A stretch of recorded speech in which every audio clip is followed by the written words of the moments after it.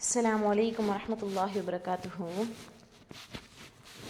அல்லாஹ் தஆலா படைத்த படைப்பினங்கள்லேயே ஒரு சிறந்த படைப்புனா அது ஒரு மனித படைப்பு.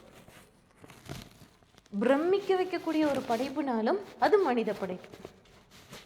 இப்படி அல்லாஹ் தஆலா மனிதனை படைச்சது மட்டும் இல்லாமல் பல இடங்களில் குரானில் மனித படைப்பு பற்றி சொல்லிகிட்டே வர்றான், எப்படியெல்லாம் படைச்சேன்றது.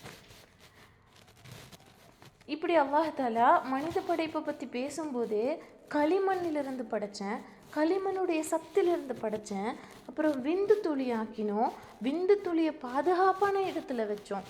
இப்படி அல்லாஹ் தஆலா மனுஷனை பற்றியே பேசிட்டு வரான்.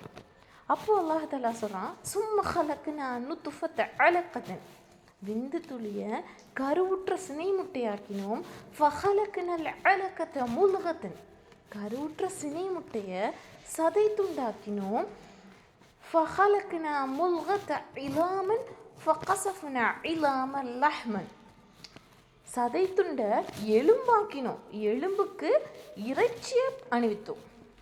இப்படி மனிதனை பற்றியே பேசிட்டு வரக்கூடிய ரப்பு கடைசியாக சும்ம அன்ஸஅனா ஹல்கனஹர, அதை வேறு படைப்பாக்கினோம்.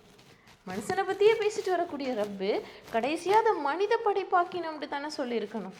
ஆனால் மனித படைப்பாக்கணும்னு சொல்லாமல் அதை வேறு படைப்பாக்கினோம்னு ஏன் சொல்லணும்? அந்த இடத்துல தான் அல்லாஹ் தஆலா நம்மளை சிந்திக்க வைக்கிறான்.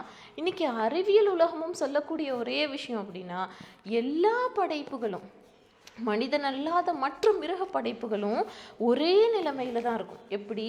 விந்து துளியா, விந்து துளிக்கு கருவுற்ற சினை முட்டையா, கருவுற்ற சினை முட்டையை சதை துண்டா, சதை துண்டுக்கு எலும்பா, எலும்புக்கு இறைச்சியா, இப்படி அடுத்தடுத்த ஸ்டேஜ் வர மனித படைப்பும் மனிதன் அல்லாத மற்ற மிருக படைப்பும் ஒரே நிலைமையில் தான் இருக்குமா. இந்த நிலைமைக்கு, இந்த ஸ்டேஜுக்கு அப்புறம் தான் அல்லாஹ் தஆலா சொல்கிறான், பார்த்தீங்களா, ஓ சும்ம அன்ஸஅனா ஹல்கனஹர, அதை வேறு படைப்பாக மாற்றணும்னு.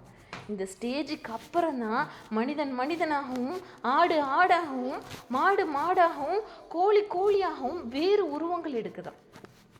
இவ்வளோ இன்றைக்கி சயின்ஸ் சொல்லக்கூடிய ஒரு விஷயத்தை 1400 வருஷத்துக்கு முன்னாடி எப்படி ஒரு மனிதரால் சொல்லியிருக்க முடியும்? முஹம்மதுன்ற மனிதரால் இந்த வாசகத்தை எப்படி சொல்லியிருக்க முடியும்? நிச்சயமாக முடியாது. அது அல்லாஹ் தஆலா அவங்களுக்கு கற்றுக் கொடுத்தது. இது அல்லாஹ் தஆலாவிடமிருந்து வந்த இறைவேதம்னு சொல்கிறதுக்கு இந்த ஒரு வசனமே போதுமானதாக இருக்குது. பிரமிக்க வைக்குது. இப்படி நமக்கு அழகாதிய ஒரு வசனத்தை காட்டி தந்த அல்லாஹுக்கே எல்லா புகழும்னு சொல்லி இதை முடிச்சுக்கிறேன். அஸ்ஸலாமு அலைக்கும் வரஹ்மத்துல்லாஹி வபரகாத்துஹு.